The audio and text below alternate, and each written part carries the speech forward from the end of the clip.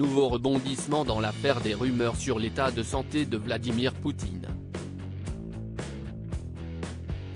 Il y a quelques jours, le président de la Russie s'est déplacé au sein de la ville de Kamchatka, à l'extrême est du pays, afin de rencontrer des écoliers adolescents afin de prononcer un discours sur le thème de l'écologie.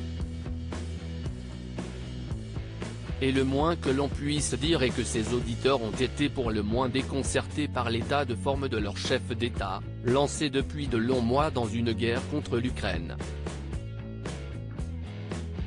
Tout a commencé par une prise de parole à nouveau axée sur la gloire de sa nation. Vous devez vivre pour quelque chose pour lequel vous n'aurez pas peur de mourir, a-t-il commencé pour annoncer la couleur.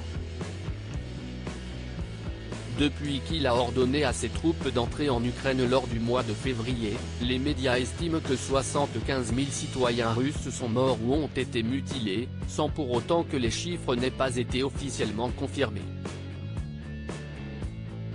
Bien au courant de ces faits guerriers qui sont loin de leur quotidien, ces jeunes écologistes ont été frappés par le discours grave de leur président.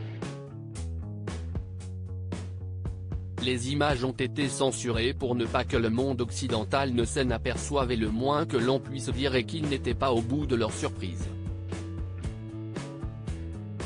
Affalé sur sa chaise, le visage bouffi avec un sourire en coin, Vladimir Poutine n'a cessé de vanter la grandeur de son pays.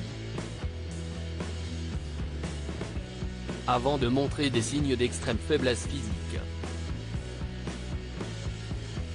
Pour prouver sa paranoïa, Vladimir Poutine avait ordonné aux étudiants de se confiner pendant 14 jours avant d'assister à ce discours. Mais malgré ces précautions, le président russe s'est apparu très affaibli, ses jambes semblaient prises de spasmes incontrôlables, son visage était tout rouge et il a été obligé de se cramponner de toutes ses forces à sa chaise pour ne pas vaciller. Évidemment, les images ont été censurées de toutes les plateformes pour ne pas montrer au monde que Vladimir Poutine est en mauvaise santé.